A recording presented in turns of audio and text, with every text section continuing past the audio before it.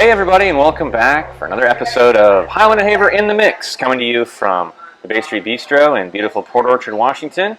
It's the week of June 1st, and June 1st is the birthday of the one and only Marilyn Monroe. So tonight we're going to talk about Some Like It Hot, one of our favorite movies in general, and hilarious comedy starring Jack Lemmon and Tony Curtis from 1959.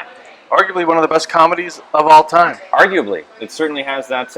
It certainly has that title in many circles. Yes, and I lean towards it maybe agreeing. Yeah, so we'll see. We'll talk about the film in a little bit, but first we want to get to the important part, the cocktail. And what's this one called? This is called the Some Like It Hot cocktail. Imagine that. Strangely enough, I'm anxious to try it. So this one, there's a couple of interesting ingredients in this one. First, it's a rye whiskey based drink. I've got kind of everything on the bar here that's in the drink. We're going to start out with rye whiskey, some Aperol. We're going to use yellow Chartreuse. We had a drink a few episodes back where we used green Chartreuse. Difference being green is a little bit bolder and higher alcohol content. Mm-hmm. The yellow Chartreuse is a little sweeter, less alcohol content, I think. The green has 55 alcohol by volume, and the yellow has 40. So it's a little bit different. And actually what we're going to do first, before we get to that drink, is we're going to taste the difference to see if we can notice the difference between Use me as a guinea pig here, well, we'll both do it. So we'll start with the green. Okay.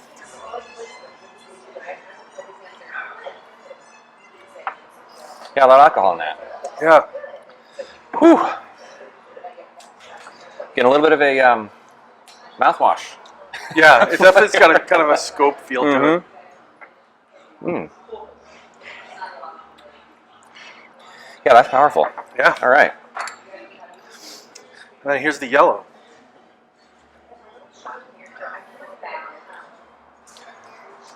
Also alcohol-y, but in a different way. Definitely sweeter. Definitely sweeter. And yeah, not as strong. Check, please. All right, well, that's the episode. Thanks for joining us. So, all right, well, that being done, so now that we can't speak anymore. Yeah, exactly. So just loosen us up a little bit. But all right, rye whiskey, Aperol, yellow Chartreuse, whiskey barrel bitters. Now, somebody asked me a little while ago, what are bitters? Because we've used these in a couple of our drinks. Mainly aromatic bitters, but really what bitters is grain alcohol infused with plant matter, roots, things like that. Usually the bitters have a high alcohol content, but because they're used in just dashes in these drinks, they're usually labeled as non-alcoholic. So they're bitters because of the combination of herbs and things like that in the drink make them bitter. They're usually used to make a drink a little bit deeper or a little more depth to a drink by offsetting some of the sweetness that you have in a lot of the alcohols. Whiskey barrel bitters are really aged in freshly used whiskey barrels. So and it's interesting what I've noticed in some of these the drinks that I've made lately, that you get some rums and scotches that are infused with the flavors from the barrel that they're aged in. Right.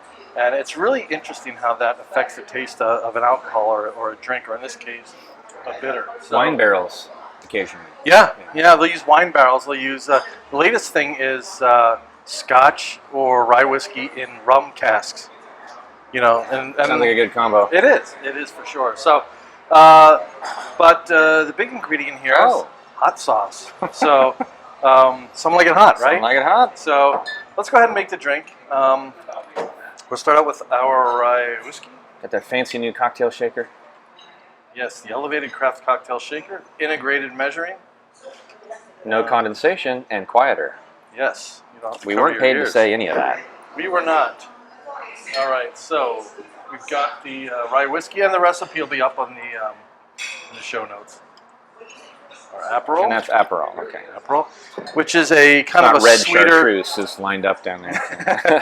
It's kind of a sweeter Campari. A lot of times, as an aperitif, Campari is in your Negronis and things like that is super bitter. So Aperol's a little bit sweeter as an alternative for that.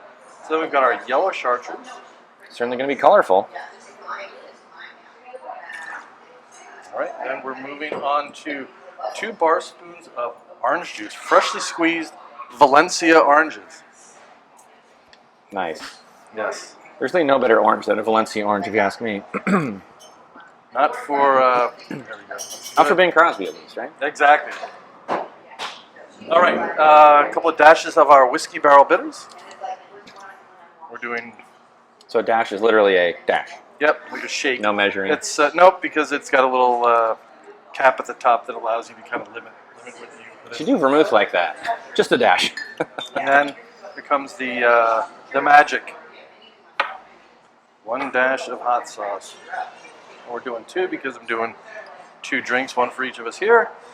All right, let's put it in together and shake it up. Don't do that anymore. No. Just have a conversation while you're shaking at the Right. bar. All right, Over ice. over ice. Looks like Tang. Or a diluted tomato juice. Oh, yeah. There you go. Definitely suits the name, the color. All right, well, let's see what this is all about. Okay. There you go, Little sir. sip, huh? Cheers. Marilyn Monroe. Mhm. Something like it hot. Ooh, that's good.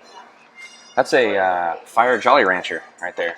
Yeah, it's got that you can feel that hot sauce kind of burns back in your throat a little bit. Tingly. Well, upstairs we go for some like it hot trivia. Yeah, Stick with us. if we make it. All right. Yeah. And welcome back to In the Mix with Heilman and Haver. We're here in the VIP room at the Bay Street Bistro in beautiful downtown Port Orchard with our cocktails at the ready. Yes. These are the Some Like It Hot cocktail. And The film is Some Like It Hot. the films, yep. And I'll tell you what, it is hot outside. It is hot outside, and I think we probably should just chug these. See how we can do with this.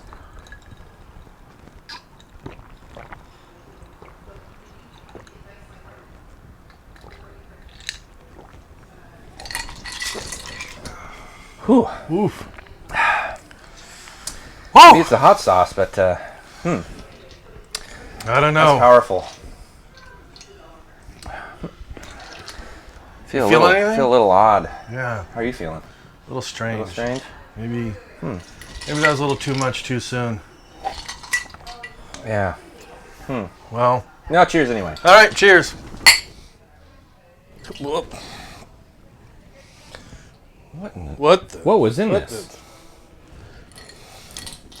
You look like Tony Curtis. I look like Tony Curtis. You look. I'm You Tony sound Curtis. like Tony Curtis. Nobody's Tony Curtis. I'm Terry Grant. No. Who are we? And what are we? Oh man. I hope everybody's seen the film. Yeah. Right? Otherwise, this has gone completely over everybody's we head. are just off the rails. Yep. But you can't say we're not devoted to our craft. No. It's 86,000 degrees outside. It's like the only. We just had a drink called Some Like It Hot with hot sauce. And, chartreuses that are very spicy. It literally is like almost 90 degrees in Port Orchard, which is unheard of. I have a wig on and tights. You're all in. I'm all in. I am dedicated to this show. Thank you so much for joining us on Heilman and Haver. We're down here at the Bay Street Bistro, and we're recording In the Mix, and we're celebrating Some Like It Hot, the Marilyn Monroe, Jack Lemmon, Tony Curtis film, directed and written by Billy Wilder, the one and only Billy Wilder. Yep. And this is pre-apartment Billy Wilder, but post Some Like It Hot Billy Wilder. So we thought we'd go all in on this one and bring a little of the movie to the podcast. So for those of you who haven't seen the film, it's about 2 male musicians, a saxophone and a bass player, who witnessed the Valentine's Day Massacre in the 1920s and run off with an all-female group dressed as women and to escape the mob. Yep. And they end up falling in love with the lead sultry singer, played by Marilyn Monroe, Sugar Cane, and also being pursued by some very myopic, very, we'll say, enthusiastic aging millionaires. That's the way of putting it. Yeah. But 1959, to have 2 major stars, well, 1 major star, 1 minor star. Jack Lemmon was kind of still a rising star. Yeah, and Tony Curtis had his role, but he hadn't become a star yet. Right. But to have them dressing in drag for a majority of the movie was pretty. Yeah. It's a that's a real earth-shattering. And from the Tony Curtis perspective, he was one of these beefcake kind of tab hunter. All that group of guys, super masculine guys in the 50s, that to go and dress up or put a dress on was a risk. But we're all glad he did. Yeah. This movie is very frequently rated in the top 100 easily. Yeah. It made the number 1 slot in the American Film Institute top 100 funniest films of all time. It's definitely on my top 10 comedies of all time. And again, kind of a groundbreaking film for 1959 in a lot of ways, without really meaning to be one. For sure. Yeah, it's really lighthearted. It's funny. But, it's a lot like a Mel Brooks film. Yes. In that there's the comedy's done straight. Like Gene Wilder's always said about, playing comedy straight. Like play it real. You've talked about 100 times. But it's just funny, situationally funny. And the way the actors approach their roles made it funny. You have the story with Jack Lemmon when we were talking about learning to walk in heels, right? Right, yeah. There was a cabaret dancer who tried to teach Tony Curtis and Jack Lemmon how to walk in heels. And after a few days, Jack Lemmon just said, just stop. I don't want to walk like a woman. I want to walk like a man trying to walk like a woman. And at the same time, they made some demands of Ori Kelly, who was the wardrobe designer, designed the gowns for Marilyn Monroe, won an Oscar for the costume design. Tony Curtis and Jack Lemmon put their collective feet down, high-heeled feet down, and said, we want Ori Kelly gowns. We want this to be believable, much in the same way that our host, our guest from this last edition and our coming edition of Heilman and Haver, the podcast, Tommy Kurzman talks about the Mrs. Doubtfire, the approach to that film. You want it to be believable. Yep. You want to know that it's them. You want to know it's Daniel Hillard, but you want to see him through that Mrs. Doubtfire character. And Rob McClure, the actor who portrays him on Broadway, fantastic actor. Yeah, just unbelievable. He demanded that they use prosthetics. This is not a guy who's putting on rouge and lipstick and, Dad, you're wearing a wig and lipstick. No, we want this to be believable. And in a film like this, in 1959, the idea is to have fun. Yep. Suspend your believability for a minute and just have a good time. Obviously, Marilyn Monroe didn't even want to do the film because she's like, I don't want to be the girl that thinks these guys are women and they're so obviously men. But that's part of the fun of it. Yeah. You're not supposed to believe that this is actually whatever actually happened. It's just the crazy circumstances they find themselves in. For sure. And speaking of which, the crazy circumstances men find themselves in. Yeah. So this was also pretty successful at the box office. The Academy nominated. They was nominated for 5 Oscars: Best Actor in a Leading Role for Jack Lemmon, Best Director for Billy Wilder, Best Screenplay based on a pre-existing show. This is based loosely on both a German and a French show where 2 men trying to make a buck dress as women, and they changed things up a bit. Yep. And then again, cinematography and art direction, and it won for Best Costume Design for Ori Kelly for a black and white film. Yeah, and it makes sense because not only is Ori Kelly dressing Marilyn Monroe, but he's dressing men. So it's. And how do you make it believable? Yeah. Not like this. That's but you get close. You get as close as you possibly can. Some Like It Hot, it was voted the best comedy film of all time in a poll of 253 film critics from 52 countries. And that was conducted by the BBC, and like we said earlier, voted number 1 on the American Film Institute list of top 100 funniest movies of all time. It's right up there. I mean, I would have a hard time finding something to replace it. And it's a family movie in a lot of ways. You know, it's fun for all ages. Yeah, and I think if I'm looking at the top 5 comedies or funny movies, obviously Mel Brooks films are going to be in there. But this one is funny almost before its time. You figure the year this came out. Yeah, 59. And that kind of comedy, much like, now I'm going to forget the name of the film that was on Oscar winner from pre-code 1931. It Happened One Night. Yes. How that kind of defined that certain type of comedy. I think this did too. I think this was definitely something that broke a lot of ground, but didn't try to your point. Right. It's as soon as someone starts, or a film on the macro scale tries to be funny, it ceases to be funny. That's the whole enigma of comedy. Yeah. Is as soon as you try to be funny, you cease to be funny, and but it also wasn't trying to be overly serious either. No. And that's why I think it strikes that sweet spot. Yeah. And I love a good black and white film. Oh, yeah. And you're talking about an all-star cast. And speaking of casting, Frank Sinatra was up for one of the roles. Didn't show up for a lunch date with Billy Wilder. That didn't go well. He didn't go over well with Billy. So he's out. You also had Jerry Lewis. He was offered a role. Anthony Perkins auditioned. And originally Mitzi Gaynor was considered for the role of Marilyn Monroe, but they needed the star power in order to bring someone like Jack Lemmon, who was still a rising star at the time. And you think about that. Here's a guy who he was still on his way up. Yep. We think of Jack Lemmon as a forefather of cinema, and there was a time when he needed a leg up on one of these movies. Yeah, and Tony Curtis was part of that whole, for lack of a better word, beefcake group of the 50s. Right. Tab Hunter and those guys. And that's when you look at casting and you see these kind of magical things that happen. So you take this super masculine guy and you put him in a dress. And he's got that reluctance, not just his character has a reluctance to wear the dress, but, he did as well.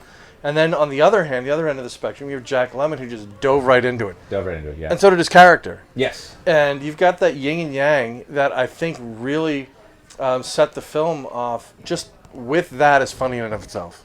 Yeah, and I think that speaks to the importance of casting well. We've talked about that in the past on the show, and that is such an integral part of making a film successful, is casting the right people and surrounding yourself with the right talent. Speaking of talent, Marilyn Monroe, without belaboring the point, she was known to be a little difficult, didn't show up on time very frequently, took 40, 50 takes at a time to do something like 3 words in a row. Billy Wilder was writing things on chalkboards, he was taping things inside drawers. She couldn't remember which drawer she had to look in, so he taped them in all the drawers.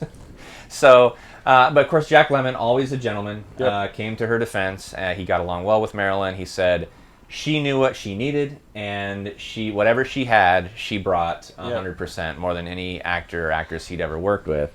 And come to find out, she was actually pregnant during the filming of this. She suffered several miscarriages, and this was no exception. Billy Wilder wanted to keep her close, so everything was filmed on location. She lived on location, and because she was a little bit heavier in the movie, they actually used body doubles in a lot of the promotion. That's interesting, yeah. Yeah, you can find photos of Marilyn's body double with Curtis and Lemmon in these promo photos before they dubbed Marilyn's face in. So just another of the many things they did to make things work back in the late 50s. Was not a huge hit with everybody. It was a big hit at the box office, but not everywhere around the country. The National League of Decency, a Catholic organization that acted as a watchdog for corruptive content, they dismissed the film on the grounds that it was morally objectionable and promoted homosexuality, lesbians, and transvestism. Yeah, which is interesting because we've talked a lot about the Hays Code, right? And the kind of oversight that they had on films. And honestly, if a film gets past the Hays Code, I mean, it's nothing that's going to be super offensive. Right. Yeah. Good luck finding something truly offensive in this film. If you do, you're too easily offended. Yeah. I'll just say that much. But speaking of offended, it couldn't even play in the entire state of Kansas because United Artists, and again, we're talking about a heterosexual love scene between Curtis and Monroe. UA refused to cut it, so the entire state of Kansas wouldn't allow the film. So you can't win with these kind of people. No. It was adapted to the stage twice, so this is the Stage and Screen podcast. We'd be remiss if we didn't talk about the stage a bit. Tony Curtis reprised a role, not his original role as Josephine, but the role of Osgood Fielding III, who was the very enthusiastic aging millionaire who chased Jack Lemmon. Who owned the boat that Junior pretended to own. Right. When he was seducing Sugar. That's right. And shares the film's final scene with Jack Lemmon. Jack Lemmon, I can't marry you. For all these different reasons. Finally, he just gets flabbergasted I can't marry you. I'm a man. Takes the wig off. I'm a man. I'm a man. Let's just do it. I'm a man. Well, no one's perfect. And keeps going. And that look on Jack Lemmon's face. I've tried everything with this guy. That was it. Almost they didn't know that was going to be the way they ended the film, but they decided to in post, and it got the biggest laughs and the biggest reaction from the test audiences. That was some of the funniest stuff though with Jack Lemmon and him, is because at some point you see Jack Lemmon almost start to buy into the idea of being a woman so much. Right. He's talking to Tony Curtis's character about them getting married and then living together and things like that. Comes in with the maracas. I'm getting married. Yeah. Wait a minute. What are you talking about? One of the greatest films, and I think got the most laughs in our house at least. Jack Lemmon was very enthusiastic about that role, and I think this is another example of the genius of really everyone involved in their respective ways. Even Marilyn. Yeah. It was excellent casting. It was the writing just can't be beat. Billy Wilder is one of our collectively favorite writers. Yeah, for sure. And Billy Wilder, so he worked with Marilyn Monroe on 7-Year Itch. Yes. And Marilyn Monroe you were talking about this earlier with the casting. Marilyn Monroe had written to Billy Wilder and said, "Hey, I enjoyed working with you on 7-Year Itch. I want to work with you again." Yeah, begged him. Yeah, and she wasn't originally supposed to be cast in this, but they needed that star power. And it's just kind of all the stars align. And when you have a film that's as good as this, and some of the best films that you see out there, you have this kind of these strange things that happen to make things just work. Yeah, the way the universe works.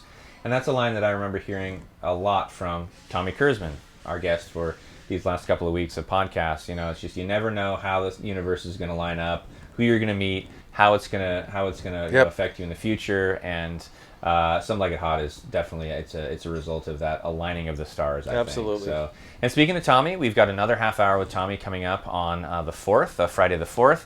The second half of our interview with him. If you like things involving men dressing as women, tune in. He is the makeup and prosthetics designer for Mrs. Doubtfire the musical.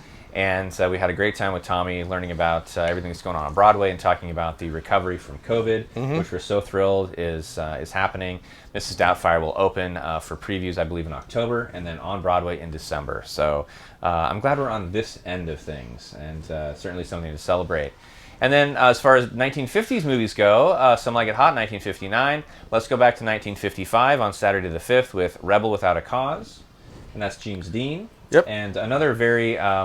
I'd say influential, impactful film of the 1950s. It's playing at the historic Roxy Theater in Bremerton. We'll be there to MC, and we'll be joined virtually by our friend Jeremy Arnold. Yep, Jeremy Arnold with another introduction to this film. His introduction to Citizen Kane last week was very well received. The insight that Jeremy can bring to these films is just unparalleled. It is. The kind of knowledge and insider analysis and things. It's no wonder Turner Classic Movies calls on him regularly. Yeah, absolutely. We'll see if he associates with us after he sees this this segment. Time will tell. Time will tell. Thanks so much for joining us. Thanks to everybody who came out to see Citizen Kane at the Roxy. Once a month, the movies of the decade will show there. And of course, coming down Sunday, I guess that'd be Sunday the 6th, for the Sunday supper here at the Bay Street Bistro. We'll see if they have us back after this one. Although we just saw Brady, the owner, he came in and had a good laugh at our endeavors in here. So they'll be debuting or offering the Some Like It Hot cocktail and a special menu. So come on down, make your reservations, call ahead. Place fills up pretty quick. And thanks again to the Bistro for having us down, having a lot of fun. And if we had any booze left, we could say cheers again. I guess we'll. Do you think we can do a Freaky Friday though? I mean, you think we do it again? We could switch back. Let's try with the ice maybe. All right. Yeah. Cheers. Cheers. Something Like It Hot. All right.